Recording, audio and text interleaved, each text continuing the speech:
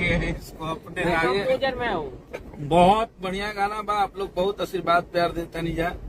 और number 1 music और number 1 YouTube दोनों पूर्ण रूप से भारी बहुमत से हमारे हिट मशीन ट्रेंडिंग स्टार ने उसको कब्जा कर लिया है। इससे पहले एक बॉलीवुड का लाल परी गाना चल रहा था, उस गाने को हटा के 2 नंबर पे यूट्यूब ने किया है और 1 नंबर पे हमारे नथुनिया 2 को किया गया है। तो ये हमारे लिए भोजपुरी के लिए बहुत बड़ी चीज है, बहुत गर्व की बातें हैं। और ऐसा ही अब मेहनत अब एक से एक वीआईपी माल आप लोग के बीच में आवत रही और आप लोग के स्नेह आशीर्वाद मिलत रहो। हमनी के मेहनत जारी बा। दिन रात भैया मेहनत कर रहे हैं, काम कर रहे हैं अपने गाने बजाने पे। तो बस आप सब ऐसे ही आम भइल छोटे गोरुई ना जियब उनका बिना आजे बुझाइल बा, ताकि सारा गाना रिलीज भइल बा और सबके सब गाना आज आम भइल छोटे गोरी भी 10 मिलियन व्यूज क्रॉस कर गए। कितना हराया हम के मरले छोटे ये गोरी भइल छोटे गोरी।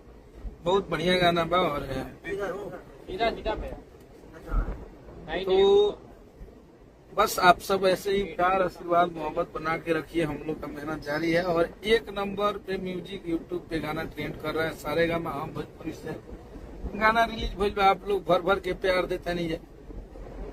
एक दिन में मरलस की दूर कबा देलस। ठीक है, बस आप मुकुल मेरा भाई रीलवा बनावल ना छूटी। लव यू मेरे भाई। बहुत अच्छा आज भाई ने हमको एक गाना सुनाया है, उसको भाई से गवा के हम रिलीज करेंगे अन्नपूर्णा फिल्म।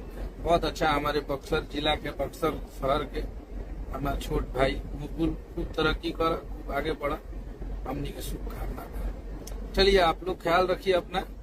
और बहुत सारा नम्रता माला जी सबके संगे आई भाई हमारा करदा कैले रहा लोग तरी धुआं मार के और आशीर्वाद प्यार बनाने रहिए। जय माता दी। हर हर महादेव।